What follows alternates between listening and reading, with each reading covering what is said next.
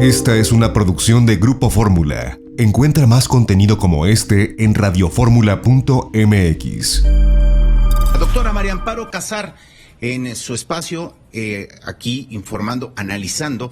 María Amparo, doctora, ¿cómo estás? Muy buenas tardes. Muy buenas tardes, con gusto de saludarte y a todo el equipo que siguen ahí en la línea de fuego. Bueno, pero informando. Así es. María Amparo, doctora, ¿qué te parece el tema? ¿A qué te provoca el de la nueva normalidad? ¿Cómo estará imaginando, cómo estás tú imaginando este retorno de actividades económicas, ya decíamos, de las actividades escolares, académicas, en fin, de todo lo que un país que estuvo paralizado o que hemos estado semiparalizados por 50 días y contando, nos vamos a enfrentar?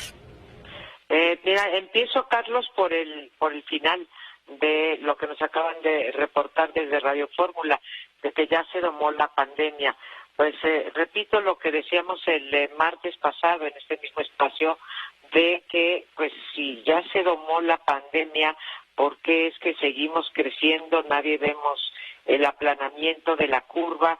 Creo que sigue habiendo una gran confusión que nos lleva a decir, bueno, ¿cómo hacemos compatible el que seguimos creciendo, que todavía no estamos en el pico, sobre todo en la Ciudad de México, y que ya vamos a abrir? Quizá mañana nos despeje algunas dudas, porque le está hablando el presidente de la apertura en algunos municipios.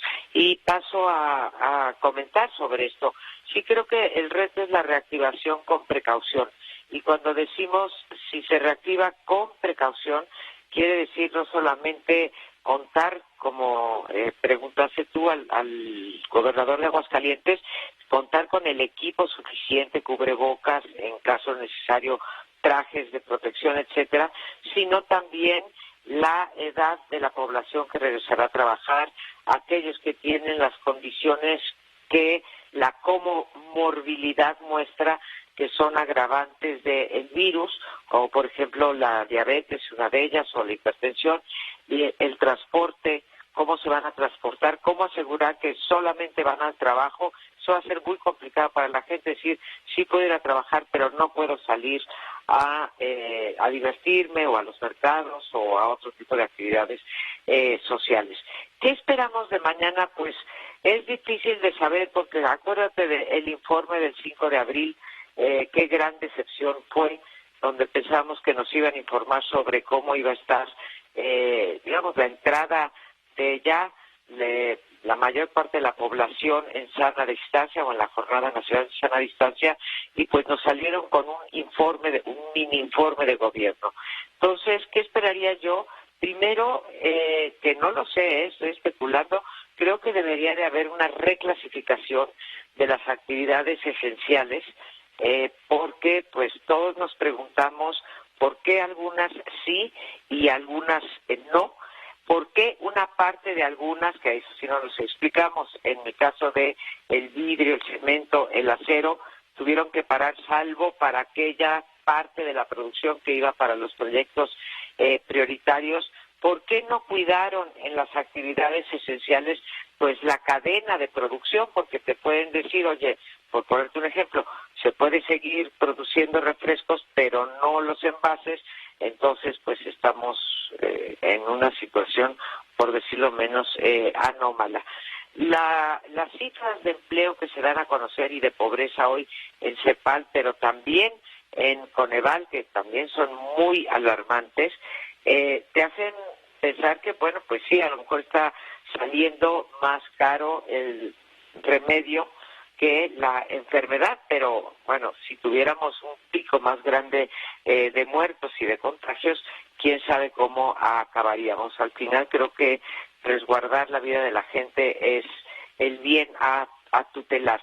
Las empresas que están, bueno, pues ávidas de comenzar, como minería, como dijiste, la aeroespacial, como la automotriz, hablaste también de la construcción. Por ejemplo, la construcción en el caso de la Ciudad de México, en donde el pico aún no se alcanza, estamos ya llegando a él, pero se espera que todavía semana y media sigan creciendo los contagios. Pues está complicado decir, se va a abrir algunas delegaciones, otras no. ¿Cómo van a ser con las actividades actividades económicas, porque la automotriz, como bien informaste hace un momento, pues está repartida en varios estados. Como te dije, la construcción está presente en todo estado, en todo municipio, está en todo el territorio nacional. Hay otras que sí están mucho más localizadas, Carlos, pero pues ahí hay una complicación. Y segundo, donde habrá sin duda críticas, y que también me das pie a raíz de tu introducción a este tema, pues es la presión que estamos recibiendo por parte de Estados Unidos. Entonces, si, como nos acabas de informar, por ejemplo, 46% de las camionetas, no sé si dijiste la Silverado, ¿no? ¿Dijiste? Exacto, la Silverado de General Motors. Sí. Si me estabas diciendo de esa que 46% de los insumos de las camionetas vienen de nuestro país, pues la presión tiene que ser muy grande.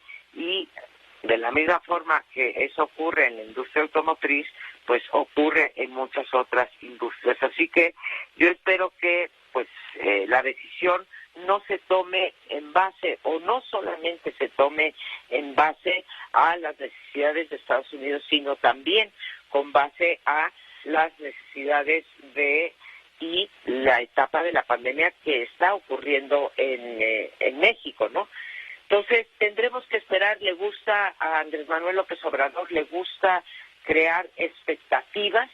Creo que en estos momentos las decisiones se tendrán que tomar en parte por los Estados Unidos, bueno, se tomarán en parte por los Estados Unidos, en parte porque la parálisis que hubo en términos de la clasificación de las esenciales, de las actividades esenciales, no estuvo todo lo bien hecha que debió haber estado, y porque tienen que haber preparado en estos días, que no sé si lo hicieron, pero tendrían que haber preparado en estos días el regreso ordenado, no en el sentido de escalonado, sino ordenado en el sentido de controlado, con las medidas sanitarias que garanticen, o que, bueno, nunca se puede garantizar, pero que nos acerquen al menor peligro posible. Va a ser complicado porque nosotros vamos, recuérdate, Carlos, nosotros vamos cerca de 20 días detrás de cuando empezó la pandemia en Estados Unidos. Así que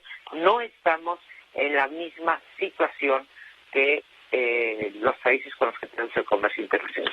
Sí, los calendarios no están empatados, y también al escucharte, María Amparo Casar, doctora, pensaba en el asunto de un tema es la reactivación, el reinicio, la reapertura, y muy distinto y mucho más doloroso y mucho más dilatado será hablar de la recuperación de todos los saldos a los que tú también hacías referencia en los indicadores de la CEPAL, del Coneval, y lo que nos falta, los indicadores del INEGI, de Banco de México, en fin, esto que lo tendremos pues el resto de nuestras vidas para irlo confrontando, pero que sí no será una recuperación en términos de expectativas, de oportunidades, de desarrollo, que no se va a tomar ni 2020 ni 2021, sino probablemente quizá lo que resta de esta administración. Aquí te diría dos cosas, Carlos. Estos indicadores, tremendos que nos parezcan, todavía son preliminares porque no hemos terminado todavía el encierro. O sea, aun cuando mañana se abra parte de la economía, que no sabemos bien cómo va a estar, otra parte se mantendrá cerrada, incluyendo las partes también sociales, no solamente económicas, como sería la educación. Entonces, creo que vamos a ver cifras por parte de CEPAL, Banco de México, Coneval, organismos internacionales, etcétera, mucho más graves que las que hoy nos aterrorizaron. Entonces, como bien dices, esto se va a prolongar mucho más tiempo del que pensamos, y en ese sentido me parece prematuro hablar ya de haber domado a la pandemia, ¿sí? Haber domado las consecuencias de la pandemia, y sobre todo exagerado decir que regresamos a la normalidad. Creo que esto es crear expectativas falsas, y eventualmente, bueno, pues como a todo gobernante se le llamará a cuentas, porque la pandemia, no digo que no haya exacerbado, sin duda exacerbó, pero lo que hace la pandemia también es exhibir nuestras debilidades previas. Esto es, nuestros servicios de salud, nuestro sector salud, ya estaba muy maltrecho, nuestro sector educativo ya estaba muy maltrecho, ya teníamos 5.6 trabajadores en la informalidad por cada 10 trabajadores antes de la pandemia. Entonces, lo que va a hacer esto es mostrar ya las debilidades de la economía pre-COVID.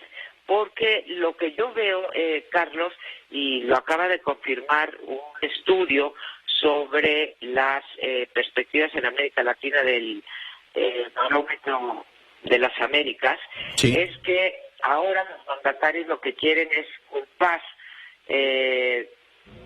o transmitir la idea de que todo lo malo que le está pasando a la economía es culpa de la democracia. Y ahí también tenemos que tener mucho cuidado, porque la pandemia está afectando al sector económico, está afectando a la sociedad en general en términos de los servicios que puede recibir, etcétera, de las relaciones intrafamiliares, interpersonales, etcétera, y también está afectando a la política, como vimos, por ejemplo, ayer, que ante los altos índices de violencia, Carlos, pues se ha recurrido a un decreto que, como dijiste hace unos momentos antes de presentarme, como dijiste, ha sido causa de mucha polémica, por decirlo menos. Por decirlo menos y decirlo suave. Muchas gracias, doctora María Amparo Casar, que te vaya muy bien. Al contrario, Carlos, un saludo a todo el equipo. Igualmente, la doctora María Amparo Casar en su espacio para el análisis y la opinión. 6:49 p.m, no se vaya, volvemos con más. Esta fue una producción de Grupo Fórmula. Encuentra más contenido como este en radioformula.mx.